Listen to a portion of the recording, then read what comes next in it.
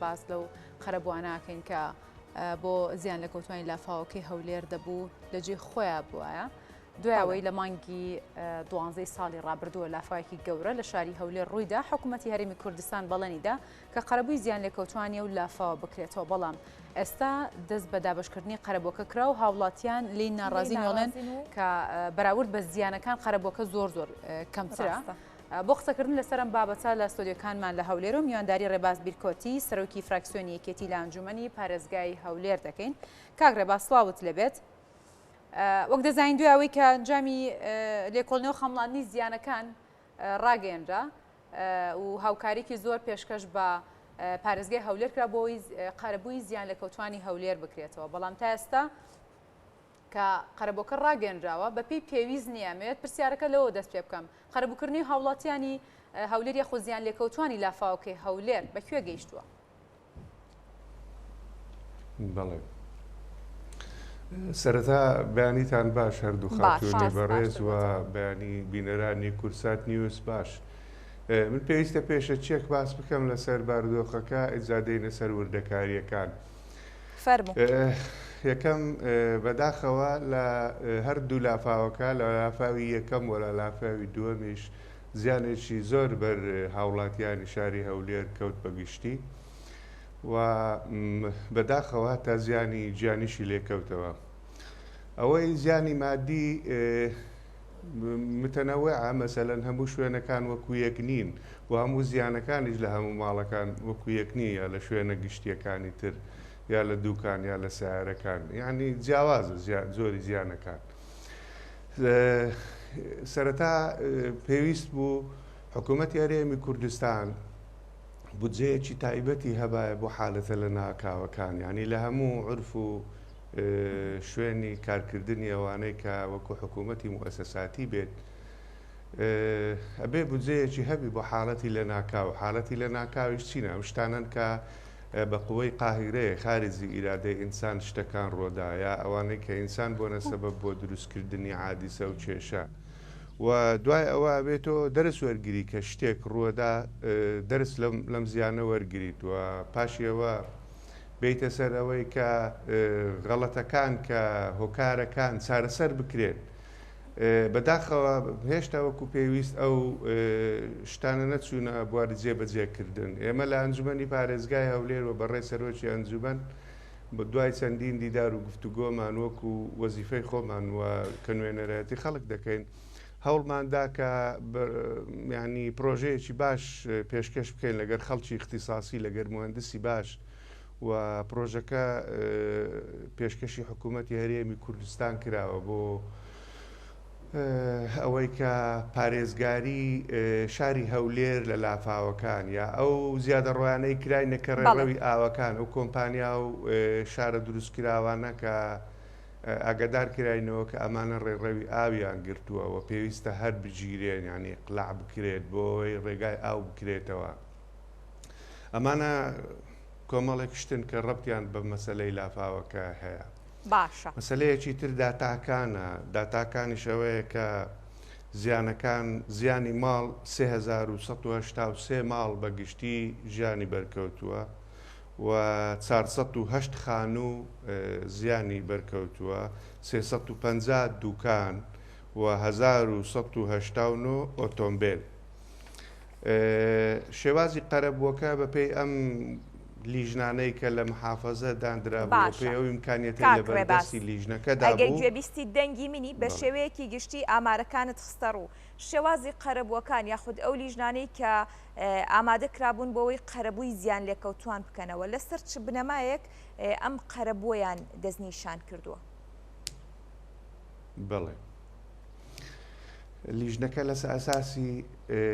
نەوعیەتی ئەو ئامارە بووە کە سەرەتا کراوە، ینی ئامارێکیان کردووە سەرەتا ماڵەکان، دوکانەکان، سیارەکان لەسەر نەوعیەتی زیانەکە. خۆ هەمووی وەکو یەک نییە، ینی هەریەکی نەوعێکە. ئەوەی وەجبەی یەکەمی قەرەبووەکە تەواو بووە، وەجبەی دووەم ئێستا لە ناو ئیشکردندان. من دوێنێ قسەم لە گەریان کردیە و پرسیارم کردیە کە بەپێی داتا و ئەوەکان قسە بکەین و لەگەر تێگەیشتنی خۆم لەسەر دۆخەکە. ئەوەی وەجبەی یەکەم تا نزیکی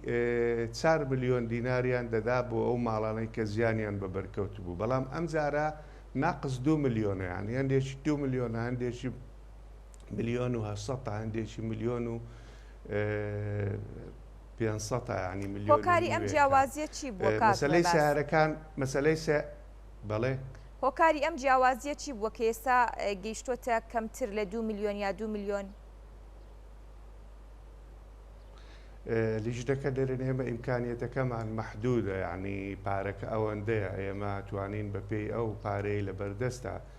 هەڵسوکەوت بکەین. بەڵێ بەڵام هەنێک لە هاوڵاتیان ئەو ناڕزایەتیان هەیە باز لەوە دەکەن کە ئەم قەرەبووە بە شێوەیەکی یەکسان یاخود بە شێوەیەکی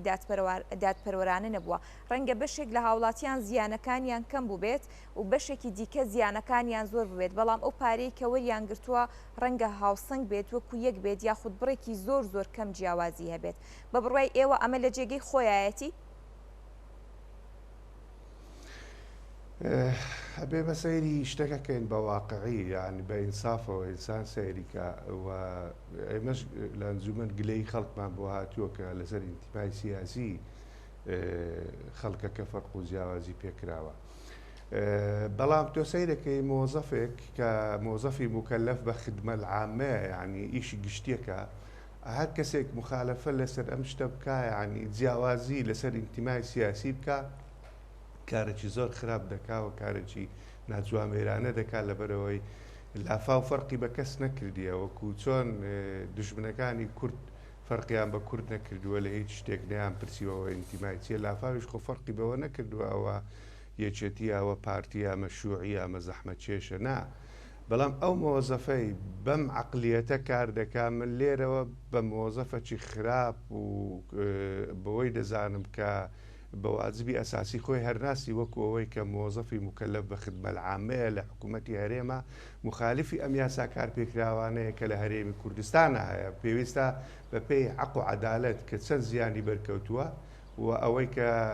زیانەکەی دەخەملێندرێ بە وجدانەوە بخەملێندرێ و ئەوەیش بگاتە حەقی خۆی. بەڵێ کاگڕێ باز ئەوەی کە لێستادا پرسیارە ئەوەیە کە هاوڵاتیان یا خودداوانی کە هاوکاریان بەخشیوەتە پارێزگای هەولێر بۆی قەرەبیە و زیان لێکەوتوانە بکرێتەوە بازەوە دەکەن کە لەو کاتەدا پارێزگاری هەولێر باسی لەوە کرد کە 9 ملیار دینار کۆکراوەتەوە ئەڵێن ئەو پارەیە لەکوێوە تا ئێستا بەم شێوەیە تا ئێستا و 4 مانگ زیاترت تێپەڕ بووە قەرەبوو نەکران و لێستاش دەکە قەرەبوو کراونەتەوە بە شێوەی پێویست نییە هەندێک هاوڵاتی هەیە تا ئێستا قەرزارە لەسەر و ڕووداوی کە بەسەریە هاتووە. ڕاستە مەسەلەی لیژنەکە لە وردەکاریانە یان نازانن یعنی معلوماتیان نییە قسەمان لەگەرکردنەوەوان دەرێن بەشی ئەو پارەیە ئەو میزانیەی لەبەر دەستمانە سەیری عەدەدەکەمان کردیە هەر ماڵی ئەوەندەی بەرەکەوێ ئەمەی تر کە خەڵک هاوکاری کردووە هاوکاری لە چەند ڕێگاوە بوو هەندێک خەڵک هاوکاری خۆی مەیدانی کردووە هەندێک خەڵکیش هاوکاری داوەتە ئەو ئەکاونتەی کە محافەزە بڵاوی کردبەوە خەڵک هاوکاری کردیە بەڵام ئێمە ئەو داتانە و شتانەمان لا نییە ینی ئەوە ڕەبتی بە محافەزەوەیە بە ئەنجومەنەوە نییە من نازانم یعنی ئەوەکەی چۆنە خەڵک کە گلەی شتەکە یعنی گلەی خەڵکەکە ئەوەیە کە خەڵکەکە غوبنی هەیە خەڵک سیر دەکا کە هاوکاریەکە لە ئاستی زیانی خەڵکەکە نییە بۆی خەڵک گلەی دەکا خەڵک دەنا ئەگەر تۆ حەقی خۆتی بە تەواوی پێ بدەیت بۆ گلەی دەکا هەندێکشی تێکەڵی شەڕی ئەم ڕاگەیاندنەی سیاسی بووە دەبێت یعنی ئینسانەوەش ببینیتن بە جۆرێک لەوە کە یعنی کەسەکە کە غوبنی کە حەقی خۆی پێ نادرێ هەندێک جار ئیستیفزازش دەکرێتن. باشە کاگڕێ باز بەشێک لە هاوڵاتیان بۆچوونی ئەوەیان هەیە دەڵێن ئەو قەرەبووی کە کراوە تەنها ئەو کۆمەکانەیە کە لەلایەن کۆمپانیەکان و خەڵکانی دیکەوە ئەو کاتە بەدەست هەولێر گەیشتووە ئایا ئەم قەرەبووە تەنها ئەو پارە کۆکراوە یاخود پارەی حکوومەتیشی چۆتە سەر؟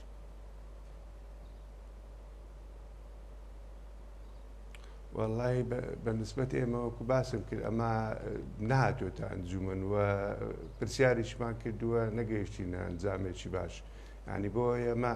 ئەم هاوکاریانەی کرایە دیسان تاکید دەکەمەوە متەنەوع بووە خەڵک و کۆمپانیەکان هەیە پارەی داوە دایتی ئەو ئەکاونتەی کە لە محافەزە دیاری کراوە هەندێک خەڵک شتی معنەوی بەخشیە هەندێک کەلوپەلی ناوماڵیان بەخشیە وەکو مۆکێت و سۆبا و نەفت و ئەرزاق و ئەوانە ئەوە متەنەوع بووە یعنی شتەکە ئەوە نییە هەمووی لە یەک سەرچاوانیەتەوە لە تا هەندێک شتی لێ بزانین بەڵام بە کۆی گشتی پرۆسەکە خەڵک گلەی دەکا خەڵک غوبنی هەیە خەڵک ئەم زیانەی بەری کەوتووە بە شایستەی نازانی چاوی زیاتری لە حکوومەتی هەرێمی کوردستان بوو کە باشتر قەرەبووی خەڵکەکە بکاتەوە چکە ماڵێکی فەقیر مۆزەفێک کاسبکارێک کە زیانی بەرکەوتووە چاوی لەوەیە ماڵەکەی دابنێتەوە کەلوپەلەکانی بکڕێتەوە ئەگەر ئیمکانیەتی نەبی لە چێ بکرێتەوە ئێویش هەم دوای تاخیر بوونەکەی هەم نەبوونی میزانیەی پێویست لە بەردەست هەم ئەوەی کە ئیتر ئەمە خەلەل لەسەر حکوومەتی هەرێمی کوردستان باشە کاگرێ باز لەوە دەکەن کە ئێوە وەکو سەرۆکی فراکسیۆنی یەکێتی لە ئەنجومەنی پارێزگای هەولێر ئاگاداری ئەوە نین ئەم قەرەبوانەی کە دەکرێتەوە ئاخۆ بڕەکەی چەندێکی با بڵێن لە داهاتی حکوومەتەوە و چەندێکی کۆمپانیەکانە ئەرکی کیە بە دوواداچوون بۆ ئەمە بکات ڕاستە تۆ ئەوەی کە پرسیارەکەی لە منە بێ ئەبێ وەڵامەکەش وەرگرەوە ئێمە ئەنجومەنی پارێزگا دەستگایەکی تەنفیزی نینە ئێمە دەستگایەکی ڕیقابینە و چاودێریشمان کردووە و ئاگەر چاودێریمان نەکردبایە چۆن ئێمە ئەم وەڵامانەی تۆ دەینەوە خۆ لە ژیرفانی خۆمان دەری ناهێنین بێ بزانین ئێمەش ئەوە لە نەتیجەی ئەنجامی چاودێریەکانە خاتون کەواتە هۆکار چییە کە وەڵامی دەقیقتان وەرنەگرتووە کاک ڕێباس لە چی وەڵامی لەوەی کە چەندێک ئەو قەرەبووە کاگرێ باز مەبەستم لەوەیە بەشێکی زۆر لە هاوڵاتیان دەڵێن ئەو قەرەبووی کە وەرگیراوە کە دابش کراوەت تەنها پارەی ئەو کۆمپانیای ئەو هاوکاریانی خەڵکە کە لەلایەن کە گەێنراوەتە هەولێر لە هەمان کاتدا باز لەوەش دەکرێت کە حکومەتیش بەشێکی زۆر لەو قەرەبووی کردووە دەمەوێت ئامارێکیان بە تێک ڕابزانین چەنە ئەو قەرەبووە چەندێک ئی هاوڵاتیانە و چەندێک داهاتی حکومەتە باست لەوە کە وەڵامێکی دقیقمان دەست هاوڵاتیەک باشە تۆ دەرەی هاوڵاتیەک ئەم قسەیە کردیە باشە تۆ چ مەسەڕێکت لە هاوڵاتیەکە چ قسەیەکی ڕاستی کردووە یان نازانانی ئێمەش دەمانەوێت ئەو وەڵامە وەرگین کاگرێ باس هەڵبەتە ئێمەش دەمانەوێت ئەو وەڵامە وەربگرین لەبەروی ئێمە پرسیارەکانمان پرسیاری خەڵکە بێگومان باشە تۆ پرسیاری خەڵکەکەی منیش نوێنەری خەڵکم تۆ بزانی دەبێتەوە بزانانی قسە لە من وەرگیری کە من چاودێریم کردووە تۆ سەحافی پرسیار لە منەکەی منیش نوێنەرایەتی خەڵک دەکەمە تۆ نوێنەرایەتی خەڵک ناکەێت تۆ سەحافی پرسیارەکەیت ئەبێتەوە وەڵامەکە لە من وەرگری بە ویژدان و بە ئەنسافەوە بەسەر ڕاستیەوە ئێمە نوێنەرایەتی هەموو خەرچی هەولێر دەکەین بەڵام لەنا ئەوەشدا نوێنەرایەتی یەکێتی نیشتیمانی کوردستان دەکەین لە فراکسیۆنی یەکێتی نیشتیمانی کوردستان و تەرجەمەی سیاسەتی گشتی یەکێتی نیشتیمانی کوردستانەکەین لەم ئەنجومەنە ئێمە بە دوواداچوونمان کردیە لە چەند سامپڵێکمان وەرگرتیە لەو مۆقعانەی کە تەعویز کراوەتەوە ئەوەی پرسیارەکەت ڕەبتی بە محافەزەوەیە ئێمە ئەوە ئەکاونتێکیان داناوە ئێمە نازانین و نەگوتراوە لیژنەی مالیە بە دوواداچوونی کردووە پێی نەدراوە لەوە زیاتر ئێمە چی برێت کە کەسی مختەس داوای شتەکە دەکات پێی نادرێ ڕەبتی بەوەیە بە بەرپرسیارێکەوەیە کە بە ئەرچی خۆی هەرناستێ و کە پێویستە پێی بدات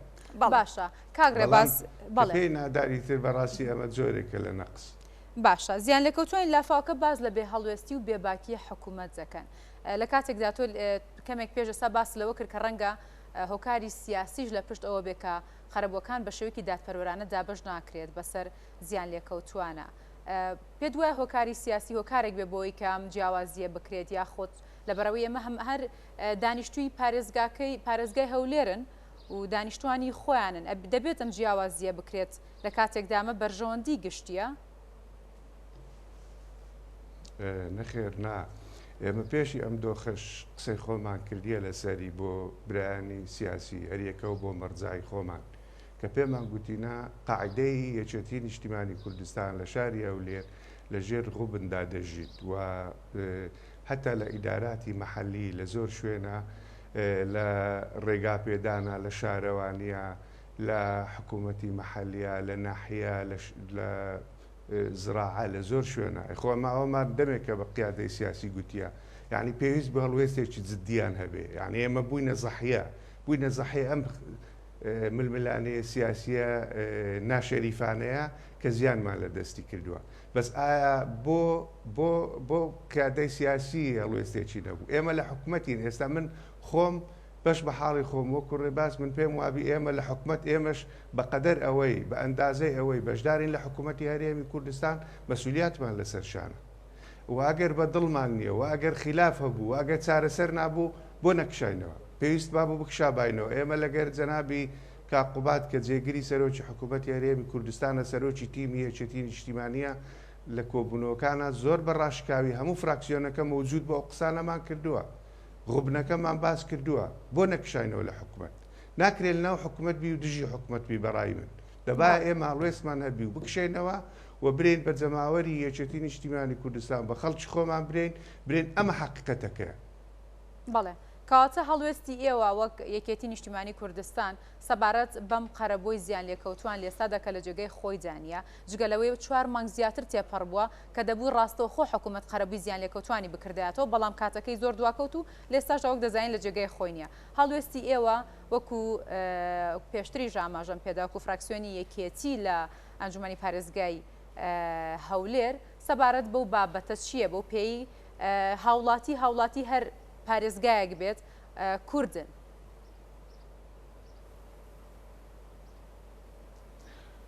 زانی هەندێک پرسیارەکانی گۆکو وای ئێوە لە وڵاتەی نەژیابن و ئێوە لە شوێنێکی تر بن بەڵام ڕێباز لێرەدا پێویستە هەڵوێستێک هەبێت نا من هیچ ئەو پرسیارانەی گۆ بە منطق نازانم هەندێکی زانی بۆ ئەوەیە من ناتوانم لێرە هەندێک شتەیە باسی بکەم بەڵام ئەوەی کە منەزانم ئەمە زادەی عقلی ئەم سیاسەتەیە کە بەڕێوە دەچێت لە هەرێمی کوردستانە و ئەنجامی ئەوەیە کە ئیتفاق کراوە لەسەر ئەوەی بۆ سنووری زۆنی سەوز 143 لە داهاتی گشتی بێ و بۆ زۆنی زەرد ببێتە 157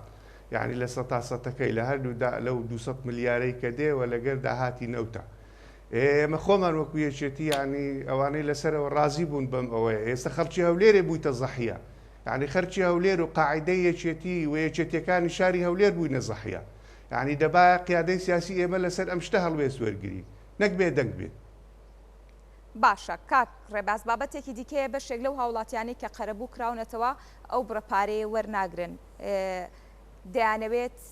بە جۆرێک لە جۆرەکان سکاڵا تۆمار بکەن لە دوای تۆمارکردنی سکاڵا هیچێک لە بڕەپارەکەیان بۆ زیاکرێت و وەڵامیان دەدرێتەوە لیژنەکە دەرێ بە پێی ئەم میزانیەی لەبەردەستمانە ئێمە ئەوەندە هەڵسوکەوت دەکەین و ئەو زیانانەی تۆمار کراون ئەو ماڵانەی تۆمار کراون زیانەکانیان هەمووی وەکو یەک نیە ئەوانش دەرێن ئێمە بە پێی ئەو میزانیەی بەردەستمانە